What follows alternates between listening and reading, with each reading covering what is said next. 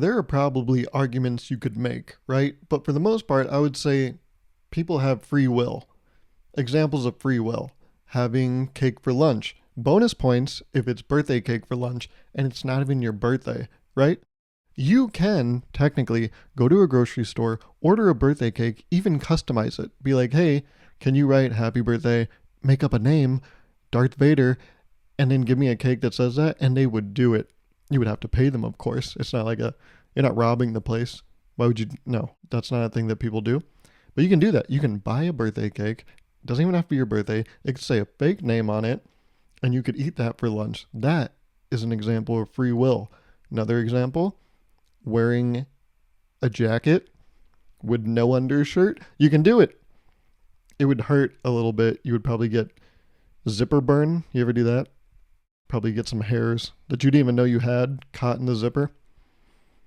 But you can do it. It shouldn't be a thing. No one would even know if you weren't wearing an undershirt under your jacket. But you would know, and you can do that. It is technically a thing you can do. You probably shouldn't, but you can.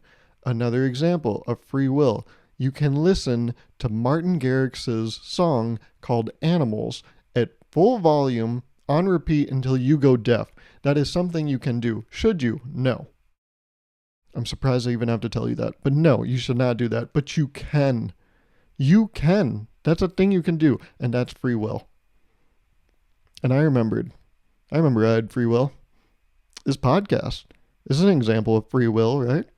Just sitting in a place for 45 minutes, just talking to yourself. It doesn't seem right on paper, right? It seems like wearing a jacket with no undershirt. But I can do it, and I do it.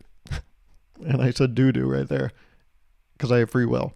Another example of when I learned, or I remembered, call me a horse. I remembered I have free will this week because, well, can you tell? What's different, huh? You say anything different? Which, by the way, is a dangerous game to play. If you ever ask someone like, oh, notice anything different about me?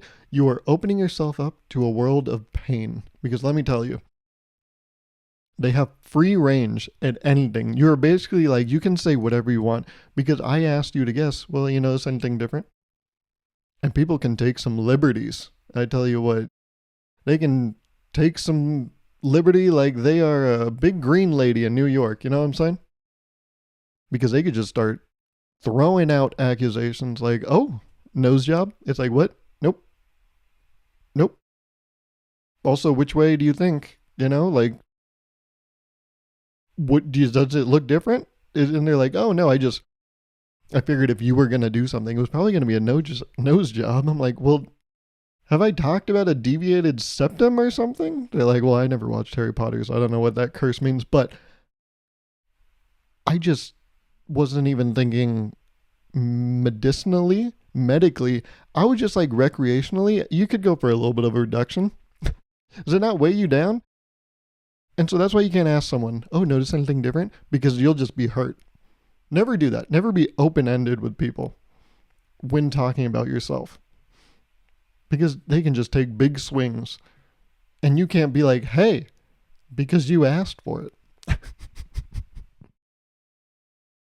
But I cut my own hair. I've never done this, but I've always kind of wanted to do it. So I'll pull up me from last week, right? This is me from last week, right? Sexy little lad he is. Let's get him out of here. But you can see through the comparison, different hair length. And yes, I cut it myself. Why did I do this? Simply put, right? I remembered I had free will. But yes, I am not lying to you. I've always kind of wanted to do it. And you know, on social media, you always see these attractive people. And they have these beautiful haircuts. And always in the comments, people are like, drop your hair routine. Drop what you tell the hairstylist when you go in. What do I tell my hairstylist so I can get that? And they always say the same shit. They always say the classic sexy person thing where it's like, oh, I do it myself. Yeah, sure you do. But they do. They're just like, yeah, when it gets a little long, I start snipping a little bit. Dress for the job you want, not the one you have, right? So I was like, if sexy people are cutting their own hair, let's do it. And I decided to cut my own hair. Now, I don't know if it looks like a lot, but you can see here's the sink. This was like the first half. And then I kept snipping a little more. It was basically like that again, except I was like in my shower. And then since then, it's been a couple days since I did this. Anytime there's like a little like long one that is poking out of nowhere, I'm like, oh, let's take care of you. So I think we're good now. I don't think there's anything else that's sticking out, but I did it. I cut my own hair because I remember I have free will. I thought about it. The place I get my hair cut at, it's like 40 minutes away, 40 minutes to an hour away.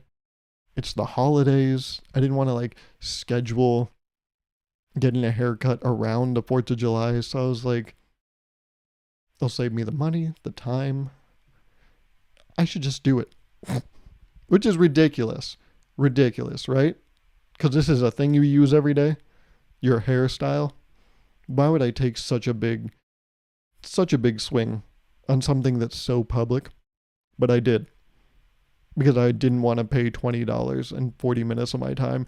40 minutes one way, okay? So I'm really saving an hour and a half. Plus I'd stop for food somewhere. 2 hours. Now it's up to like $100. I'm sorry, Gauruv, you spending $80 on something? Shut up. You don't know how much I order. You don't know where I go. You don't know the coolest restaurants I eat. I don't do that. By the way, I don't spend, you know that. I don't have to talk to you like an idiot. But I decided to save myself time because, the thing is, before you go get a haircut, at least me, I'll talk for myself here. I don't want to put words in your mouth, but before I get a haircut, I always have the same thoughts. I'm like, I just need a little bit like cut here, a little bit cut there, and a little bit of this. I know the things because I tell my hair stylist person, I'm like, this is what I want you to do. And then they do it. So I'm like, in stupid people's terms, I was like, if I already know what I want done and I own scissors, why can't I just do it? I know. It's like as ridiculous as being like, oh yeah, I don't know why people serve at buffets. They should just leave the thing there. And then I can just serve myself. Like, I use that reasoning. What, I'm going to go to a buffet and be like, yeah, can I get 2 of those just for them to pick up tongs and then give it to me? That's the simple reasoning I used to cut my own hair. But I think it turned out fine. The thing is, from the front, right, I think it looks fine. It's actually exactly what I was going for. The problem arises when you look at it from the back. See, I don't own a mirror, like a handheld mirror. So I used my phone and I held my phone back here. And I looked at the back of my head. And it looks like a high school freshman's final project for their woodshop class. It's just weird shapes, nothing makes sense, and there's random scraps. I don't get it. So, this is fine. This worked, but don't look at me from the back. And that's the thing. I just need to wait like 3 weeks, and then it'll grow over it, and then you won't even see it. So it doesn't matter. I'm not doing it again, though. I'm going to spend the time and the money to go do it because that was too... The thing is, it turned out fine, right? But for like the next 2 days, I just got anxious. Every time I looked in a mirror, I was like, I fucked it up. Because you know what happens after you get a haircut, right? Your hair doesn't sit correctly. It's all like weird. It's acting all brand new. And so it's like, it looked like I had just looked like Princess Leia. I had 2 fucking buns on the side of my head. As Gordon Ramsay would say, I look like an idiot sandwich. Every time I looked in the mirror, I'm like, what did I do? What have I done? But that's also why doing it the 4th of July weekend was so perfect. It gave myself 4 days of buffer. I think I did it on July 3rd. I was like, so, no one's going to see for a couple days, right? So I won't embarrass myself. Which, by the way, is, how was your 4th of July? Good? Awesome. I can't hear what you're saying. But my 4th of July, how was it? This was the first time, and I thought about it, and it's crazy. In my 25 years on this earth, this is the first time I haven't been with anyone on the 4th of July. Not like a relationship, but around people. I was just here in my place alone. And I was like, oh, this is so weird. And the reason I realized this was because there were fireworks going off. And it was a little like, This sounds embarrassing to say, but it was a little bit like frightening. Every time there was a firework, I was like, oh, like I kind of felt what the dogs felt. Me and all my dogs. Because every kaboom, every kablooey, every kablamo, I was like, ah, you know? I didn't actually flinch. But up here, you know, if Inside Out 2 was in my head, it would be a bunch of guys going, ah, you know? Because there was no joy. And I was like, wait, that's so weird. Why do I feel kind of like frightened? I don't have a better term, so I'm just going to say frightened. And I was like, oh, because I'm alone. I'm usually with people, so it's not a big deal. I remember I hung out with a group of friends last 4th of July, and there was even a explosion that sounded like a bomb. And I'm not being I'm not being a drama queen. I'm not being hyperbolic. It actually sounded like a bomb. You know when people tell stories and they're like, yeah, and then there was literally such a loud firework, it sounded like a nuclear weapon. It's like, shut the fuck up. No, it didn't. You've never experienced a nuke, okay? I have. 25 kills in Modern Warfare 2, motherfucker. Yeah, learn about it, bitch. But no, it did actually sound like a bomb last year, but I didn't care because I'm like, I'm in a room of like 10 people. Who gives a shit? Like, but here, you know, I heard like sparklers and I was like, ah. And I thought about it. I'm like, why do I feel this way? I'm like, oh, because there's no one here. And that made me realize I have been on this earth, for 25 years. And this is the first time I haven't like been with people on the 4th of July. It's not a problem. It's just like a thing I noticed. Me at the doctor. Yeah, no, it's not like a big deal. It's just like something I noticed. He's like, it's throbbing and it's purple. I'm like, yeah, but that's your opinion. I think I'm going to get a second opinion, okay? I saw your awards. They're called degrees. Yeah, whatever. Saw your awards on the wall. I feel like you're getting kind of a big head on your shoulders, okay? And what's with the white vest, huh? You going to Michael Rubin's fucking whiteout party? You're bullshit. That's what you are. You know, something's going to come out about you in a few years. I didn't go to that. Those aren't certificates. I am a practiced and learned doctor. Don't disrespect me. I'm like, yeah, but you made me pay $10 copay, so I have a weird vendetta against you, motherfucker, okay? And I'm going to take it out on you in weird ways by being snippy, even though I'm here and you're here for the betterment of my health, but I'm going to ignore that. So yeah, I cut my own hair. I don't want comments about it. It's just the thing I'm talking about. So, speaking of comments, last video, it did really well. In fact, in all of my channels I've ever had on YouTube, I think it was July 3rd, July 4th, that was one of the highest performing days, like top 3 highest performing days I've ever had. And I was like, oh, that's so crazy. And it's because of the last episode. It got like over 2,000 views, got a good amount of comments. And one of the comments I got was, you should be so boring, but your voice captivates me somehow. Good job.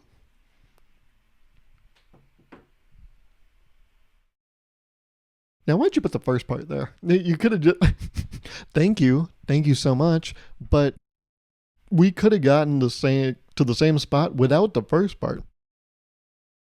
You took a weird detour on the way to the location. You stopped for snacks, it seemed, and little do you know, I don't really fuck with corn nuts. But you gave me corn nuts with that comment because what the fuck? Again, thank you. If you strip away everything, it's a compliment. So thank you for listening and enjoying. It's just a weird creative direction you took. That's all I'll say. It's like someone being like, you know what? I don't know why anyone enjoys this. Really, no one should, if you think about it. There is nothing redeemable about this. But I like it. You're welcome. Also, it's funny. What did it end with? It ended with a question mark. Good job, question mark. That's not how you give compliments. You see your kid perform at theater. The show ends, they come out to you. You offer them congratulations. Hey, congratulations, I guess. Like, I don't know. Did you think that was good? I was talking to some of the other parents. They weren't like a big fan. Like, I liked it. Don't get me wrong. Loved it. You're my kid. I wouldn't say otherwise. But even besides that, like, good job. You know what? It doesn't matter what everyone else is saying about you. I like you. That's a great joke. That's a really funny one if you ever want to use that on a friend. Hey, man, I don't care what people say about you. I like you. It's like, well, what now? What are people saying about me? It doesn't matter, man, because I like you. You're on my good side. Um, am I on people's bads? What did I do? I didn't. This is news to me. But yeah, you took an interesting route to get there, but we got there. That's nice. That's like when people call people unconventionally attractive. That's always funny. At first glance, I don't see why someone would like you. Like, a lot of people, I would say, probably wouldn't even find you attractive. But, like, to me, you are wildly attractive. Okay, but can we circle back to that first part? Oh, which part? You said I shouldn't be attractive. Well, no, you aren't, like in a conventional sense. But you are. Don't let that stop you, though. You are. You are attractive to some, if that's their kind of thing. But you're not to most, but you are. And I'm one of the few, so you're welcome. So, good job. Thank you. I get it's a compliment. But you see how interesting that is, right? And I thought about it, and yes, you are right. In theory, this should be boring. There shouldn't be a reason people listen to this because it's just me talking for 40 minutes. 40 to 45. And I thought about it, and this podcast is actually, it does serve a purpose. I'm training you. If you ever want to have a partner, romantic partner, a spouse, anything like that, or a kid, this is the podcast for you. Because think about it. You are sitting here listening for 40 plus minutes to someone just yap. And you can't say anything. You're just listening to unintelligible garbage for 40 plus minutes. If you are in a relationship, if you have a kid, that's what you're going to have to do. That's the skill set you need because kids are so fucking stupid. You know, a kid will come up to you and be like, I painted and it's watercolor, but they didn't have blue. So then I didn't use blue. But then I realized later they did have blue. So then I did add blue, but it didn't look good. So I restarted and then I just painted a piece of paper purple. Cool, buddy. Awesome. Great. Yeah. If you're in a relationship, you have to listen to that shit too. Yeah, you'll never guess what my friend said. My friend said this to this friend, and now it's causing a rift in the relationship. And it's like, what are they going to say? You know, and then, you know, how is this going to pan out at the next brunch? It's causing so many different, there's layers to this, you know, both of those situations. You're not supposed to talk. You just listen. You offer an ear. And with this podcast, that's what you're doing. You're just sitting there 40 plus minutes, not saying a word, just taking it all in. And how much of it is useful, if any? 10 to 20%. And that's being generous. So really, this is holistically useful because I'm preparing you. I'm giving you the tool to eventually have a high yap tolerance because you're going to need that. It's very important in this world to be a good listener. To be a good listener, you have to have a high yap tolerance. Some people, they don't understand what that means. What's a high yap tolerance? They think it means they have to be the one that's doing the yapping, but no. You have to be the receiver, which is interesting because in this relationship, the yap relationship, the receiver is actually the giver because you're giving an open ear and you're giving time. It is the, what do you call it? The person that's yapping, they're the one that is taking away because they're taking away your time and filling it with bullshit. You're the real giver. And you need a high yap tolerance if you are going to assume that role. And I've noticed that some people they can dish it out, but they can't take it in terms of yapping. You ever do that, or you ever see that? You ever have those people that they can yap all day long, but they can't listen worth shit? In video games, we call that being a glass cannon. That's the build they have. They're a glass cannon yapper. They do high output, but absolutely cannot take shit without crumbling. You listen to them for 40 minutes and then you say, and then they come around, they offer some self-awareness just to absolve themselves of guilt, and they say, "Oh my god, I've been talking so much. What's new with you?" And you go, "I mean, like nothing much." And they're like, "Cool. So back to me." And it's like, "Oh, that was the world's shortest commercial break. How did we already come back?" I feel like I'm watching on a streaming service. And speaking of streaming services, I've been watching some movies this week. And at the end of each movie, it's crazy. Because they do that thing. Every streaming service does it, and I don't like it. They start to autoplay the next one. And I'm like, why would you think I would want to do that? Why? You just put me through like a 2-hour ordeal.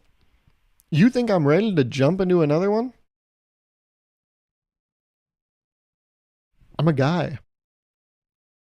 I have a bad refractory period. You think I can just jump into another movie? Come on, Netflix, you should know this. God damn it. You shouldn't be auto playing movies like that. And the thing is, it's a nice feature. I know you can probably turn it off, but I don't like how they go about it. The interface, the UI, it's a fine idea, auto playing something. I just don't like that it takes up everything. They completely it's kind of like a vignette.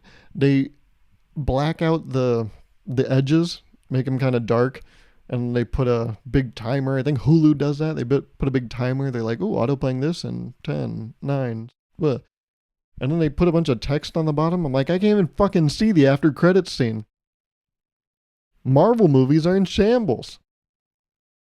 How am I going to know that this character is going to return in another film that's not going to gross as much as this one if there's all this text on the fucking screen, huh? Autoplay, it's fine, but why is it so busy? I don't like it. Netflix hears this. Oh, you said it doesn't like it. Change it, guys. Yes, thank you. Thank you. You know what? Yeah. I also don't like how many raisins are in trail mix. Nothing you can do about that. That's fine. I will pick my battles. But I'm not letting the yappers off. We're returning back to that. High yappers, high yap intensity. I've run into some of those. They do a lot of yapping. And then when you try to throw it back their way with some personal anecdotes, they're like, yeah, that was fine. At least try to care. You ever see that? They offer the question and they're like, yeah, so what's going on with you? And then you take the opportunity given. And then they kind of like, their eyes glaze over and they're like, I'm not getting any of this. They might as well just be on their phone. The thing is, when people yap a lot and they're bad listeners, it is like being the person that offers a snack. You don't actually want the person to take you up on the offer. Do you know what I'm talking about? People that yap always ask the question very deep into the conversation, which conversation is kind of a generous term here because it's more like a monologue. And that's why I say this podcast is great prep, because this is that. But yeah, sometimes the yappers, they'll try to not make themselves feel guilty by being like, let me ask you about you. How are you doing? And they don't want you to say yes. You're actually inconveniencing them if you say yes. Even though technically that's an option. And it's the same thing that happens when people offer you snacks, right? Ripping open a Pop-Tart in second period. Oh, hey man, you want some of this? And you already turned back because you're like, they're not going to say yes. And then the person goes, oh, hey, you know what? Yeah, actually, I'll take one. I'm sorry. I'm sorry, did you just say you'll take one? You know how Pop-Tarts work, right? There's 2 of those motherfuckers in there. They're helping themselves to 50% of the package? The fucking audacity, the temerity, the gall, the gumption. And that's how yappers feel. They're offering Pop-Tarts and they're not in a million years ever expecting you to say, "Oh yeah, I'll take a whole Pop-Tart." But I have to admit, if you do say I'll take a whole pop, that's your fault. You have to know the push and pull of a Yap relationship.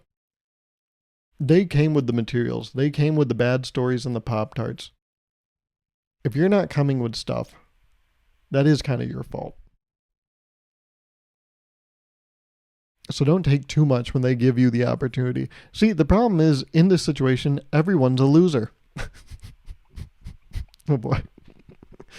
See, I said I'm preparing you to be a good parent. I'm not going to be one. I'm the kid in this situation. I can still kick and scream like I'm in a Will Ferrell movie. But I guess this is just like a long roundabout way of saying you're welcome. Because this podcast, yes, it should be boring. It's useless on paper, but really, I'm making you stronger. And for that, make sure you leave a comment and a like on this video. Because you see what happened last week? We got enough engagement, and then YouTube was like, oh yeah, hey, you know what? There's stuff happening at the party. Send more people over there. That's kind of like what happens at house parties. Not that I've ever thrown one, but in movies, guy that doesn't really do social things bases all his opinions on stuff he saw in movies. Yeah, you know, like at house parties. Yeah, Garv, what house parties have you been to? Oh, well, like in Superbad. And it's like, okay, there we go. But you know, in like those high school movies, you know, where like, oh, the kid's always throwing the house party when the parents are away. No one shows up. But if you get the popular football player or the pretty girl to show up, then, ooh, they bring the whole crowd and now it's popping. Brand new whip just hopped in. And past that rock like Stockton. Anyways.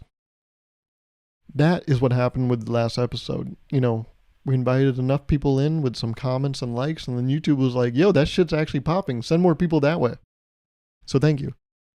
Thank you for being my jock football player by leaving a comment and a like. You're my knight in shining armor. You're my Troy Bolton, and I'm your Gabriela Montez. Was that her name? I forgot her last name. I went to a place.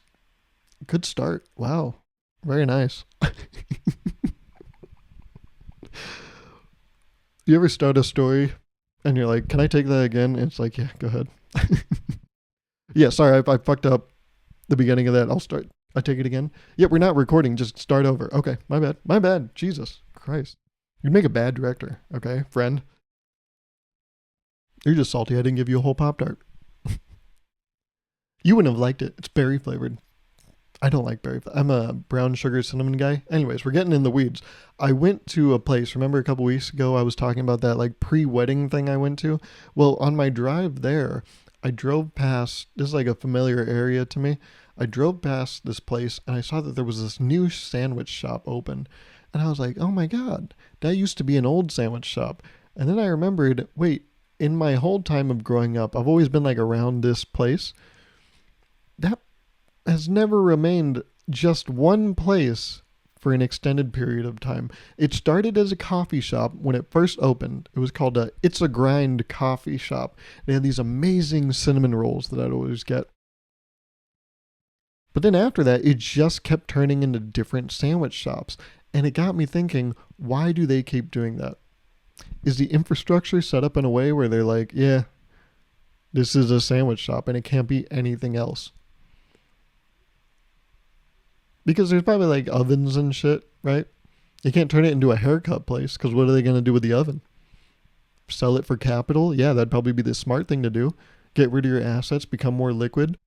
Yeah, that's right. I took Biz 2B once upon a time. No, I didn't. I took one business class, hated it. I think I got like a C. But I saw this sandwich spot and it was like brand new sandwich spot. And I was like, what? Why do you think you're going to work? What is different about you?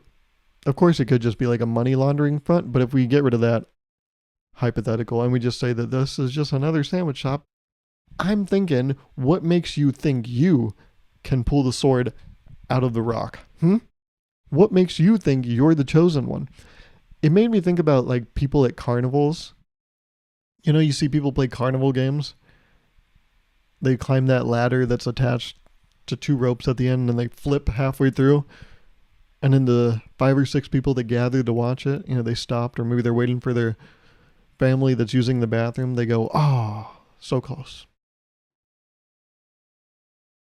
But then someone in that group of 5 or 6 people has the thought. They always do. Sometimes it's me. I never act on it, but I'll have the thought. And the thought is, I bet I could do it.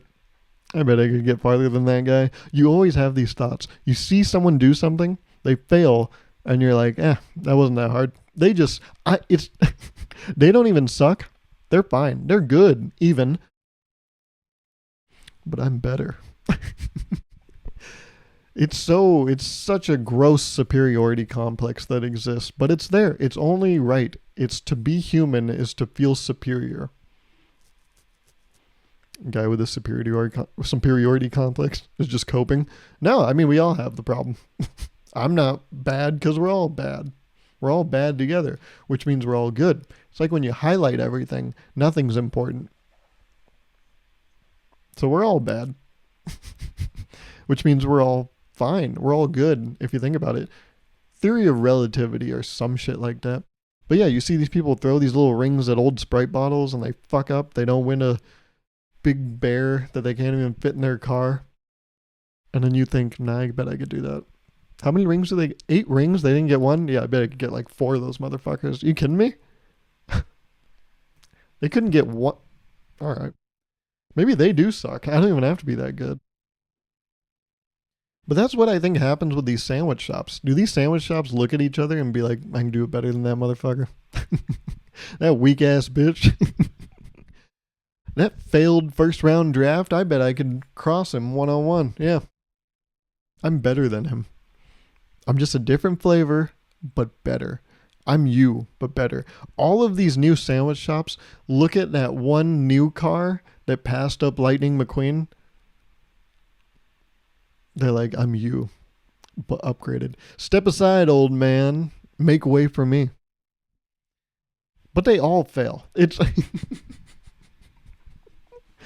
so why do they do it? Why do they look at a failed sandwich shop? That's like, I don't know if I believe in ghosts, but the thing I've always said is, I don't know if I believe in them, but if someone told me that house is haunted, I wouldn't go near it. Oh, but Gauruv, you said you don't believe in ghosts. Yeah, okay, that's fine, but that's haunted. Why the fuck would I go in it? Well, you don't believe in ghosts. It doesn't matter. It's hot. That's not important. I don't know why you're saying that. It's so different. It's the same but different. And that's why I wonder with these sandwich shops, guys, the writing is on the wall. You can still see the old name of the old restaurant. It quite literally is on the wall. They're like, yeah, we're not going to scrape it off. The next one's going to cover it, and then that one will get taken off, then we'll have to scrape that one off. There's no point. But why do these sandwich shops do it? Why do they keep coming in and being like, I bet I could do this? Is it the same superiority complex that exists at a state fair? Yeah, I bet I could throw darts better than that guy. You know that thing where they stack up the milk bottles, the glass milk bottles? You got to knock them all down. And it's set up where, like, I think the bottom row is really hard to knock down. We see people fail at that, and we're like, wait, tell me I can't throw a baseball 5 feet and knock down 6 little, whatever you call those things, receptacles? Milk glass things? That's the technical term, if you were curious. Glass milk things.